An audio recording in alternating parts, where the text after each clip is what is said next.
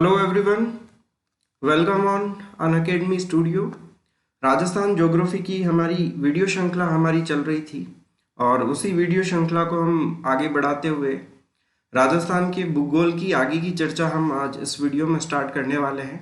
इससे पहले वाले वीडियो में हमने राजस्थान के नामकरण को लेकर बात की कि राजपूताना किसने कहा, राजस्थान सर्वप्रथम किसने कहा, और उसके बाद हमने राजस्थान की स्थिति के बारे में चर्चा की और उसी श्रृंखला को आगे बढ़ाते हैं। और मेरे बारे में आपको जानकारी मैं शेयर करना चाहूँगा। मेरा नाम विशाल माहेश्वरी है और अनअकैडमी पर मैं एक प्लस एजुकेटर हूँ। Rajasthan geography, current affairs, Indian polity ये सब्जेक्ट मैं पढ़ाता हूँ। और अगर आप अपनी तैयारी को बेहतर बनाना चाहते हैं तो अनअकैडमी का सब्सक्रिप्शन प्लान आप ले सकते हैं। इसके बेनिफिट्स आपको ये रहेंगे, यहाँ पर आप लाइव टेस्ट सीरीज ज्वाइन कर सकते हैं। इंडिया के जो टॉप एजुकेटर्स हैं उनकी लाइव क्लासेस आप यहाँ अटेंड कर सकते हैं। डाउट क्लियरिंग सेशन यहाँ रहते हैं। तो ये सारे बेनिफिट्स आप उठा सकते हैं केवल एक सब्सक्रिप्शन लेकर। और यहाँ आप देख सकते हैं ये कई टॉप एजुकेटर्स हैं जो यहाँ पे लाइव क्लासेस लेते हैं। इसी के साथ यहाँ पर आप स्पेशल क्लासेस भी आप ले सकते हैं जो कि डेमो क्लासेस हैं। और इसके लिए अगर आप अनअकैडमी के प्लेटफॉर्म से अगर आप जुड़ना चाहते हैं तो इसके लिए आपको करना क्या होगा, सबसे पहले आपको अनअकैडमी का ऐप डाउनलोड करना होगा और इंस्टॉल करना होगा जो कि प्ले स्टोर पर अवेलेबल है। उसके बाद आपको कैटेगरी सेलेक्ट करनी होगी कि कौन सी कैटेगरी के लिए आप ज्वाइन करना चाहते हैं।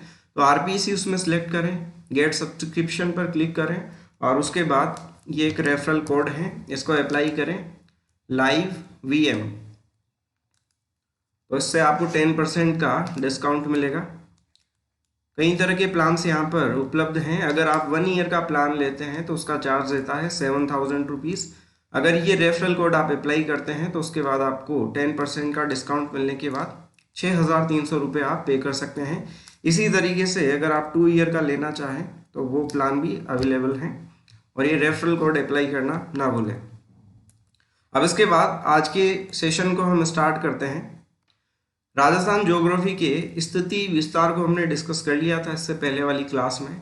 साथ ही हमने राजस्थान के अक्षांशीय और देशांतरीय विस्तार पर भी हमने चर्चा की। अक्षांश क्या होते हैं और उनका क्या उपयोग है ज्योग्राफी में। इसी तरह से देशांतरों के बारे में भी हमने चर्चा की। आज के सेशन में हम चर्चा करेंगे राजस्थान की जो स्थिति है वो सूर्य के सापेक्ष क्या स्थिति बनती है राजस्थान की। इससे पहले हमने विश्व के अकॉर्डिंग डिस्कस किया हमने कि विश्व के अकॉर्डिंग राजस्थान की क्या स्थिति है। फिर उसके बाद हमने भारत के अकॉर्डिंग भी हमने बात की कि भारत के मानचित्र में राजस्थान की क्या स्थिति है। ठीक है, विश्व, भारत और महाद्वीप को लेकर, तीनों को लेकर हमने इससे पहले वाली वीडियो में हमने चर्चा की थी। अब आज के सेशन में हमारी जो मुख्य बात रहेगी वो रहेगी सूर्य के सापेक्ष राजस्थान की क्या स्थिति है और यहाँ से प्रश्न एग्जाम में किस तरीके से बनते हैं। केवल समझ के पढ़ना है, ये केवल समझने की बातें हैं। चलिए तो आगे बढ़ते हैं। सबसे पहले मैं चर्चा करूंगा आपसे, सूर्य जब कर्क रेखा पर सीधा चमकता है। अब देखिएगा, ये हमारा मान लीजिए पूरा विश्व है और इसके मध्य में से यहाँ से जो रेखा गुजरती है उसको हम बोलते हैं 0 डिग्री अक्षांश रेखा बोलते हैं। ठीक है, ये हमने इससे पहले वाले सेशन में भी डिस्कस किया था और इसी को हम बोलते हैं भूमध्य रेखा, जो कि पूरे विश्व को 2 भागों में डिवाइड करती है, उत्तरी गोलार्ध और दक्षिणी गोलार्ध में।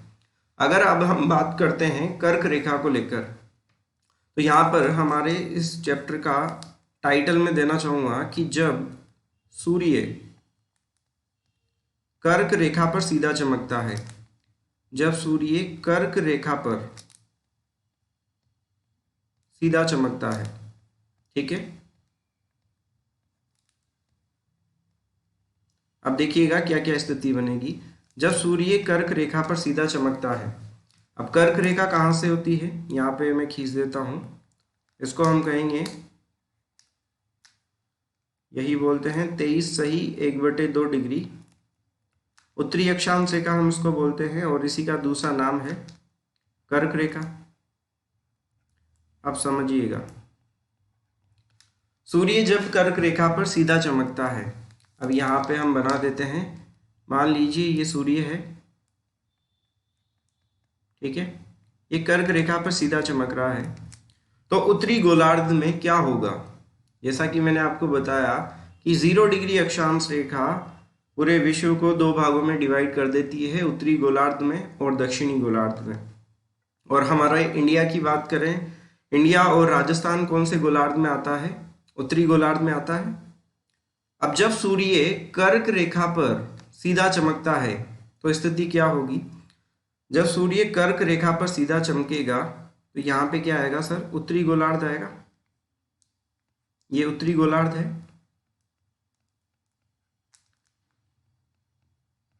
तो उत्तरी गोलार्ध में क्या होगा, कौन सी ऋतु रहेगी, तो यहाँ पे ऋतु रहेगी ग्रीष्म ऋतु रहेगी, क्योंकि सूर्य सीधा चमक रहा है। ठीक बात है। अब देखिए ग्रीष्म ऋतु रहेगी तो यहाँ पर क्या होगा, एग्जाम में क्वेश्चन आपसे पूछा जा सकता है, सबसे बड़ा दिन होगा,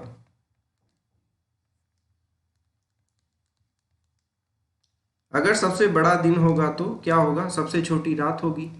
तो ये सिचुएशन कब बनेगी, कौन सी डेट को बनेगी, यही एग्जाम में क्वेश्चन पूछा जाता है। मैं वापस से रिपीट करता हूँ, मैंने क्या डिस्कस किया आपके साथ। 0 डिग्री अक्षांश रेखा दो भागों में डिवाइड करती है, उत्तरी गोलार्ध और दक्षिणी गोलार्ध में।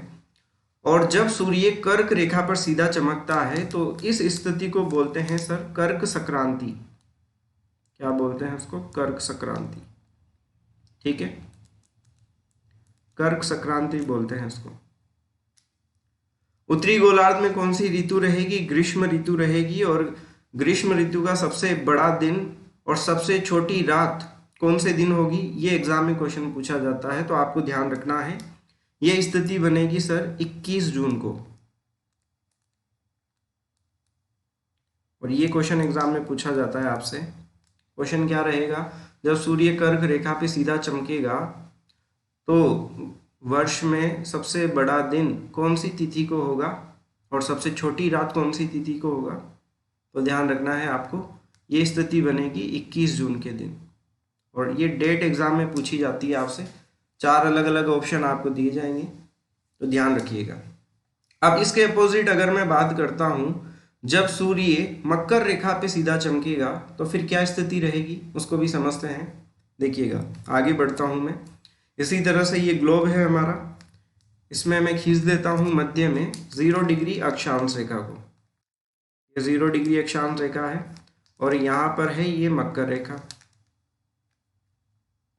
23 सही 1/2 डिग्री, क्या बोलेंगे इसको, दक्षिणी अक्षांश रेखा, इसी को बोलते हैं सर मकर रेखा।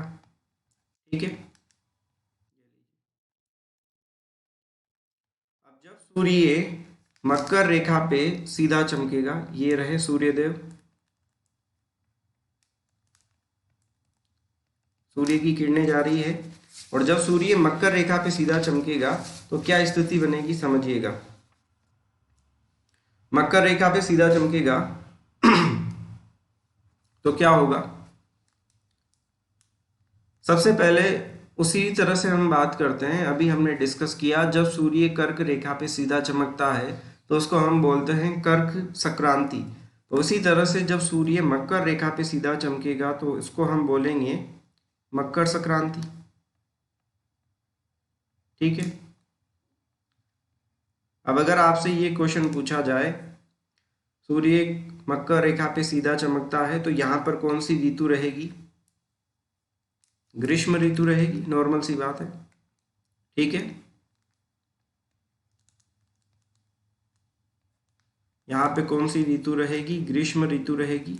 और यहाँ पर सबसे बड़ा दिन और सबसे छोटी रात कब होगी, उसी तरीके से सबसे बड़ा दिन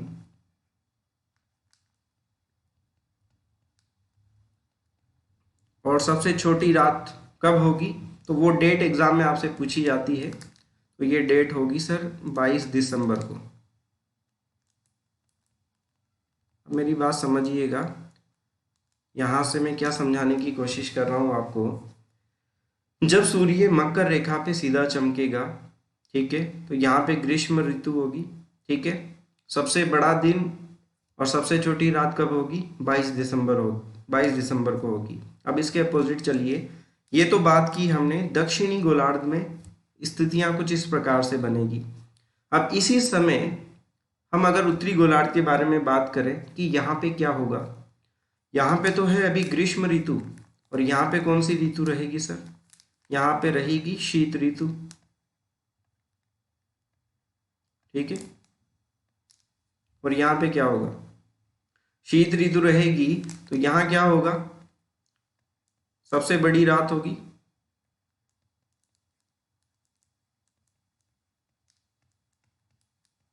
और सबसे छोटा दिन होगा, ठीक है। तो ये डेट को लेकर एग्जाम में क्वेश्चन पूछा जाता है, 22 दिसंबर ध्यान रखिएगा, ठीक है। ये डेट, अभी हमने इससे पहले कर्क रेखा वाली बात की, जब कर्क रेखा पर सूर्य सीधा चमकेगा तो उत्तरी गोलार्ध में ग्रीष्म ऋतु रहेगी। अगर आपसे पूछा जाए सबसे बड़ा दिन और सबसे छोटी रात कब रहेगी, वो डेट क्या है, तो 21 जून को ये स्थिति बनती है, कर्क संक्रांति इसको बोलते हैं। फिर इसके अपोजिट हमने सूर्य को मकर रेखा पर सीधा चमकाया, ठीक है, तो यहाँ पे क्या रहेगी? अब ग्रीष्म ऋतु रहेगी, तो यहाँ क्या होगा? सबसे बड़ा दिन और सबसे छोटी रात कौन से दिन होगी? 22 दिसंबर। ये डेट एग्जाम में सर पूछी जाती है और इसको आपको ध्यान में रखना है, ठीक है। तो ये तो बात की हमने कर्क रेखा और मकर रेखा पर जब सूर्य सीधा चमकता है तो क्या स्थिति बनती है। अब इसके अपोजिट हम बात करते हैं, आगे बढ़ते हैं। अगला बिंदु है मेरा कि जब सूर्य उत्तरी ध्रुव से भूमध्य रेखा पे सीधे चमकेगा तो क्या स्थिति बनेगी। जब सूर्य उत्तरी ध्रुव से, यहाँ पे मैं लिख देता हूं, यहाँ पे मैं थोड़ा सा लिख देता हूं, समझिएगा।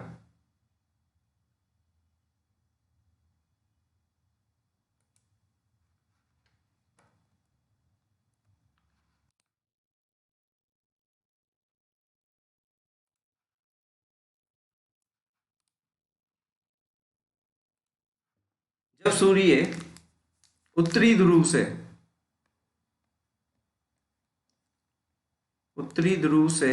भूमध्य रेखा पर ध्रुव से भूमध्य रेखा पर सीधा चमकेगा तो क्या स्थिति रहेगी। अब देखिए भूमध्य रेखा कहाँ पे रहेगी, ये रही 0 डिग्री अक्षांश रेखा, और नॉर्थ पोल कौन सा है? यहाँ पे है, और सूर्य अभी यहाँ पे है सर, ठीक है। अब सूर्य उत्तरी ध्रुव से भूमध्य रेखा पर सीधा चमकेगा तो क्या होगा देखिएगा। तो इस प्रोसेस को जो नाम देते हैं उसको बोलते हैं बसंत विषुव, ठीक है।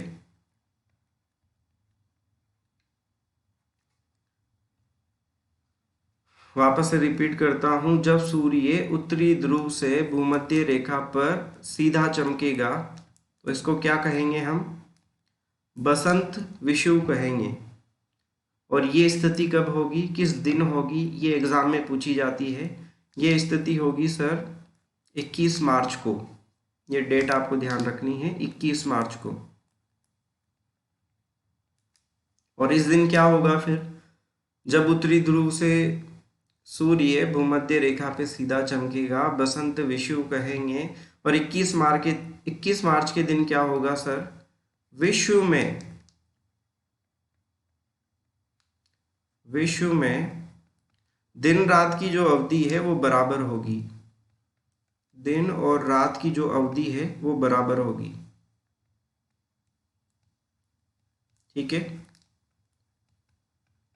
बराबर होगी। इससे पहले हमने बात की थी कि सबसे बड़ा दिन कहाँ होगा, सबसे छोटी रात कहाँ होगी, लेकिन जब सूर्य उत्तरी ध्रुव से भूमध्य रेखा पे सीधा चमकेगा तो कब, विश्व में कौन सी तिथि को दिन रात बराबर होंगे, तो ये 21 मार्च की डेट आपको ध्यान में रखनी है, ठीक है। इसके बाद अगले बिंदु की तरफ आगे बढ़ते हैं। अभी हमने बात की उत्तरी ध्रुव को लेकर, अब हम बात करते हैं दक्षिणी ध्रुव को लेकर। तीन स्थितियां हमने देख लीजिए, पढ़ ली है अभी तक। मैं एक बार वापस से रिपीट करता हूँ। ये देखिएगा, यहाँ से हमने स्टार्ट किया था। सबसे पहले हमने बात की जब सूर्य कर्क रेखा से जब सूर्य कर्क रेखा पर सीधा चमकता है, ठीक है, तो उत्तरी गोलार्ध में कौन सी ऋतु रहेगी? ग्रीष्म ऋतु रहेगी। और सबसे बड़ा दिन और सबसे छोटी रात की डेट आपको एग्जाम में ध्यान रखनी है, ये पूछी जाती है। ये स्थिति बनती है 21 जून को और इसको बोलते हैं कर्क संक्रांति। उसके बाद हमने डिस्कस किया कि जब सूर्य मकर रेखा पर सीधा चमकता है तो क्या होगा? दक्षिणी गोलार्ध में क्या रहेगी? ग्रीष्म ऋतु रहेगी। सबसे बड़ा दिन और सबसे छोटी रात वाली डेट क्या है? 22 दिसंबर, ठीक है, मकर संक्रांति कहेंगे इसको। फिर उसके बाद हमने डिस्कस किया कि उत्तरी ध्रुव से सूर्य भूमध्य रेखा पे सीधा चमकता है तो इसको बोलते हैं बसंत विषुव बोलते हैं। और ये स्थिति 21 मार्च को बनती है जहां विश्व में दिन और रात की अवधि बराबर होती है। तो ये तीन बातें हमने डिस्कस की सूर्य की स्थिति को लेकर। अब चौथे बिंदु पर मैं बात करना चाहूंगा कि जब सूर्य दक्षिणी ध्रुव से भूमध्य रेखा पर सीधा चमकता है। आ जाइए, ये रहा दक्षिणी ध्रुव, यहाँ पे है साउथ पोल, ठीक है, और ये रही भूमध्य रेखा जिसको बोलते हैं 0 डिग्री अक्षांश रेखा, इसी को बोलते हैं, ठीक है। अब जब सूर्य दक्षिणी ध्रुव से भूमध्य रेखा पर सीधा चमकेगा तो यहाँ पे मैं लिख भी देता हूं दक्षिणी ध्रुव से, ठीक है, दक्षिणी ध्रुव से भूमध्य रेखा पर सीधा।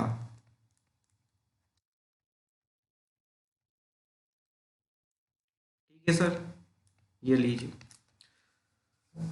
यहाँ पे है सूर्य सबसे बॉटम पे, यहाँ बना देता हूं मैं समझने के लिए, ठीक है। यहाँ से सूर्य की किरणें आएगी इस प्रकार से, क्योंकि भूमध्य रेखा पे सीधा चमक रहा है, ठीक है। तो इस स्थिति को कहेंगे, ये स्थिति कब बनती है? इसको बोलते हैं शरद विषुव, ठीक है। अब देखिएगा, ये स्थिति बनती है सर 23 सितंबर की डेट आपको ध्यान रखनी है। 23 सितंबर को क्या होगा? यहां पर भी दिन और रात की अवधि बराबर होगी।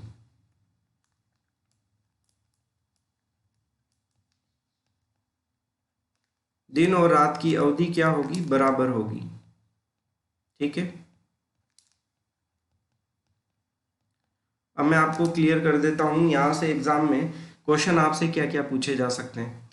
अगर आपसे एग्जाम में ये पूछा जाए दिन और रात की अवधि कौन सी तिथियों को बराबर होती है पूरे विश्व में, तो आपको ध्यान रखना है, एक तो हमने बात की थी 21 मार्च को भी होती है और अभी हमने डिस्कस किया 23 सितंबर को भी होती है, लेकिन दोनों में कंडीशन अलग अलग है। 21 मार्च तो कब होगी? जब सूर्य उत्तरी ध्रुव से भूमध्य रेखा पे सीधा चमकेगा। और 23 सितंबर को ये स्थिति कब बनेगी? जब सूर्य दक्षिणी ध्रुव से भूमध्य रेखा पे सीधा चमकेगा, ठीक है। दो क्वेश्चन ये बन सकते हैं। इन दोनों दिनों को, ये यानी कि 21 मार्च और 23 सितंबर को दिन और रात की अवधि बराबर रहती है, ठीक है। इसी के साथ ये भी ध्यान रखिएगा, जब मकर रेखा पर सूर्य सीधा चमके तो सबसे बड़ा दिन कौन सी तिथि को होगा? 22 दिसंबर को होगा और सबसे छोटी रात 22 दिसंबर को होगी। इसी तरह से कर्क रेखा पर सीधा चमकेगा तो उत्तरी गोलार्ध में कौन सी ऋतु रहेगी? ये भी आपसे पूछा जा सकता है। ग्रीष्म ऋतु रहेगी। सबसे बड़ा दिन या सबसे छोटी रात कौन सी डेट को होगी? 21 जून को। ऋतु से संबंधित, डेट से संबंधित, इसको कर्क संक्रांति बोलते हैं। तो ये समझने का टॉपिक है। ये चारों बातें उम्मीद है अब आप सभी को समझ में आ गई होगी और यहाँ से बनने वाले क्वेश्चन भी आप सभी को समझ में आ गए होंगे कि किस तरीके से यहाँ से क्वेश्चन बन सकते हैं, ठीक है। चलिए, तो इसके आगे की चर्चा को हम स्टार्ट करते हैं। इसके आगे का जो बिंदु है, देखिएगा, हमने अब तक क्या क्या पढ़ लिया है। राजस्थान ज्योग्राफी में राजस्थान का स्थिति विस्तार हम डिस्कस कर रहे हैं, राजस्थान की आकृति हम पढ़ रहे हैं। सबसे पहले हमने राजस्थान की स्थिति डिस्कस की, विश्व के भारत के मैप में मानचित्र में राजस्थान कहाँ आता है। फिर एशिया महाद्वीप को लेकर हमने चर्चा की, कि कौन सी दिशा में राजस्थान आता है। फिर सूर्य के सापेक्ष हमने राजस्थान की स्थिति की चर्चा की कि सूर्य जब अलग अलग जगह पे चमकेगा तो क्या क्या स्थिति रहेगी, ये बातें हमने डिस्कस कर ली है। ठीक है, अब देखिए, अब राजस्थान के मैप पे आ जाइए। ये राजस्थान का मैप है हमारा। अक्षांशीय और देशांतरीय विस्तार हमने पढ़ लिया है। अब हम जो राजस्थान के जो चारों छोर हैं, उत्तरी, दक्षिणी, दक्षिणी, पश्चिमी और पूर्वी, इनका नाम क्या है देखिए, समझिएगा। सबसे पहले मैं यहीं से स्टार्ट करता हूँ, उत्तरी छोर से हम स्टार्ट करते हैं। यहाँ देखिए, सबसे उत्तर में तो जिला कौन सा आता है सर? श्री गंगानगर आता है। ये बात सब जानते हैं। अगर आपसे ये पूछी जाए कि सबसे उत्तर में तहसील कौन सी आती है, तो तहसील का नाम क्या रहेगा? तहसील का नाम रहेगा गंगानगर।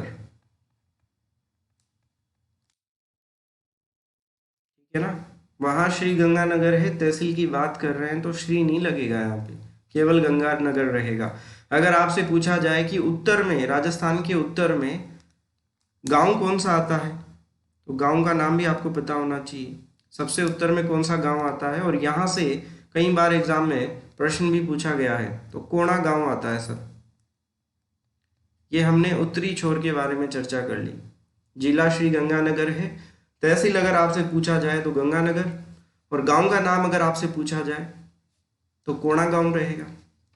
अब बात करते हैं हम, उत्तर की बात कर ली, अब हम बात करते हैं पूर्व को लेकर। हम बात करते हैं पूर्व में, देखिए जिला कौन सा आ रहा है सर?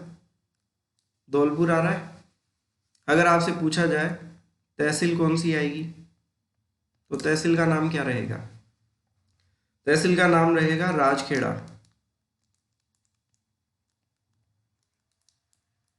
ठीक है, राजखेड़ा तहसील होगी। गांव का नाम अगर आपसे पूछा जाए कि गांव कौन सा आता है, तो गांव का नाम भी आपको पता होना चाहिए।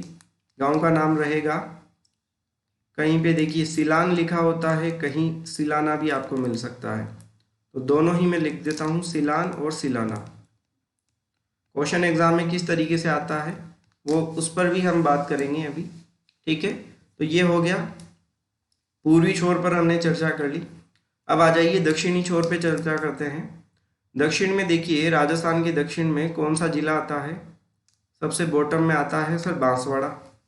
उसी तरीके से यहाँ से अगर आपसे पूछा जाए कि तहसील कौन सी होगी, गांव कौन सा होगा, तो यहाँ पर अगर दक्षिण में अगर हम बात करते हैं तो तहसील तो रहेगी सर, तहसील का नाम रहेगा कुशलगढ़।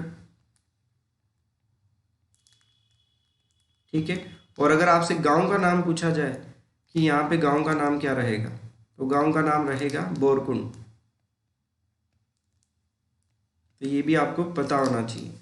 कुशलगढ़ तहसील हो गई और बोरकुंड गांव हो गया। ठीक है, आगे बढ़ते हैं, पश्चिमी छोर पे आ जाइए। पश्चिमी छोर में राजस्थान की क्या स्थिति है? जिले का नाम अगर आपसे पूछा जाए तो जिला तो रहेगा जैसलमेर। ठीक है, चारों पे मैंने सर्किल बना दिए हैं, चारों दिशाओं पर, कि जिला कौन सा रहेगा, जैसलमेर रहेगा। अगर मैं बात करता हूँ कि यहाँ पे तहसील कौन सी रहेगी, तो तहसील रहेगी सम तहसील। ठीक है, अगर गांव के नाम के बारे में चर्चा करते हैं कि गांव कौन सा रहेगा, तो गांव आ जाएगा सर कटरा गांव।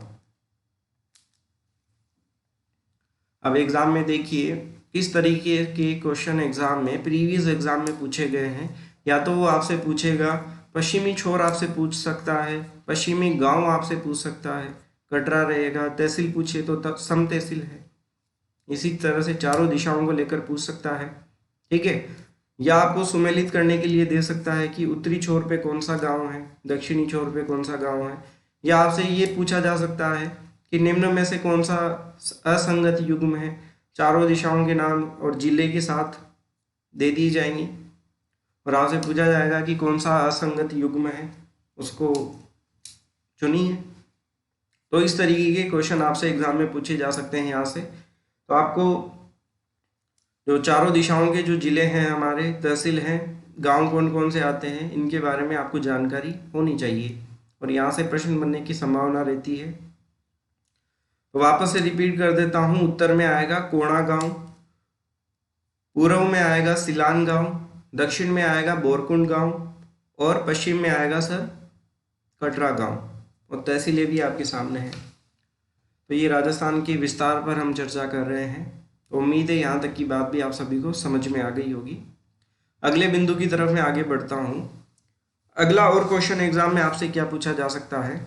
एक क्वेश्चन आपके एग्जाम में ये पूछा जा सकता है कि राजस्थान की जो चौड़ाई और लंबाई है, यानी कि इस तरीके से समझिए, ये राजस्थान का मैप है, मान लीजिए यहाँ पे बना देते हैं समझने के लिए। ये राजस्थान का मैप है हमारा, पतंगाकार आकृति है सर, ठीक है। ये राजस्थान का मैप है। यहाँ पर ये इसकी जो ये चौड़ाई है, ये लंबाई है। इनका अंतर एग्जाम में आपसे पूछा जा सकता है कि चौड़ाई और लंबाई का अंतर कितना है। तो उत्तर से दक्षिण की तरफ अगर हम जाते हैं तो वहाँ पर हमें इसकी जो लंबाई मिलती है वो मिलती है 826 किलोमीटर, ठीक है। और ये मिलती है पश्चिम से पूर्व की तरफ 869 किलोमीटर मिलती है। और इन दोनों का अंतर आपसे एग्जाम में पूछा जा सकता है, तो इन दोनों को लेस कर लीजिए, ठीक है।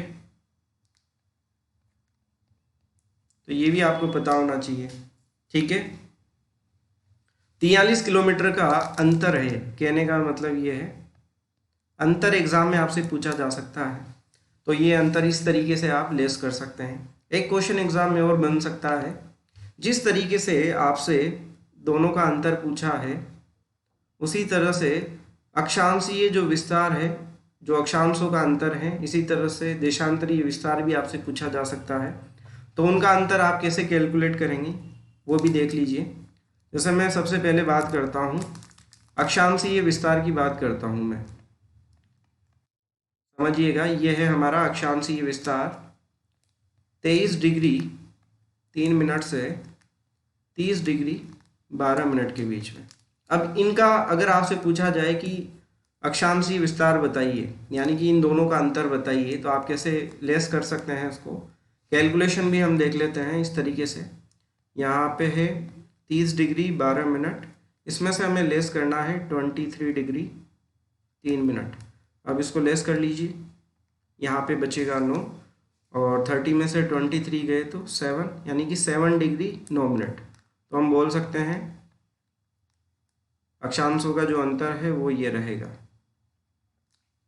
ठीक है। ये अंतर आपको पता होना चाहिए, और ये अंतर आप निकाल सकते हैं अगर ये दोनों वैल्यू अगर आपको याद है कि अक्षांशीय विस्तार कितना है हमारे राजस्थान का, अक्षांशीय स्थिति कितनी है, ठीक है। इसी तरीके से आपसे देशांतरीय विस्तार भी पूछा जा सकता है। अगर मैं बात करता हूँ देशांतरीय की,